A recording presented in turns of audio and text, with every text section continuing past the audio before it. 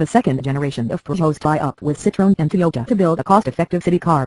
Once again, the division of responsibilities means that Toyota has been responsible for much of the engineering, while the PSA Group Peugeot Citroen has been in charge of applying thumb screws to the suppliers to help reduce costs. Prices start at £8,245, which suggests PSA has been pretty good at its job. Each of the triumvirate now has a stronger visual identity, helping to separate the cars from each other. Toyota has clearly gone for the youth vote. The Citroen looks like Hello Kitty, while Peugeot has done a reasonable job of tying the 108 into the rest of the range. Can't see it appealing to a younger audience much, though. Engine-wise, Toyota's 1.0 triple has been carried over largely unchanged, but the French wing has added its own 1.23 cylinder to the mix as well. Driving. On the whole, the 108 drives very well indeed. It does everything you expect it to do and generally does it with a bit of panache thrown in. This is mainly down to the fact it rides well and is comfortable and reasonably well insulated. In terms of pure dynamics, it will hold its own on whatever sort of road you choose to drive it. No, it's not a thriller and the steering leaves a bit to be desired, but the biggest drawback is perhaps the drivetrain.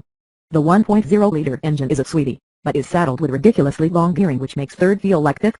The 1.2 isn't quite so nice to use and has a mushy gear change. Overall, we'd have the 1.0-liter and be prepared to rev it hard. On the inside, we were told by a Peugeot insider that the rear seats in the original 108/C1/iGo were rarely used, so they concentrated on improving boot space. It shows. Rear legroom is properly tight, but the additional boot space is very welcome. The driving environment is simple, but be warned, the much-vaunted touchscreen system isn't as responsive as your phone and the plastics are cheap and scratchy. Owning. Do yourself a favor and don't spec yours up too much. Despite the chrome grille and fair stab at elegance, this is a cheap car, so buy a cheap version. Maybe add on a red counter. Hey, that's only £40. But some of the other optional trinkets really are a step too far on a car like this. Oh, and we'd certainly avoid the so-called 108 top cabrio, as it's not a cabrio at all, just a 108 with a big fabric sunroof.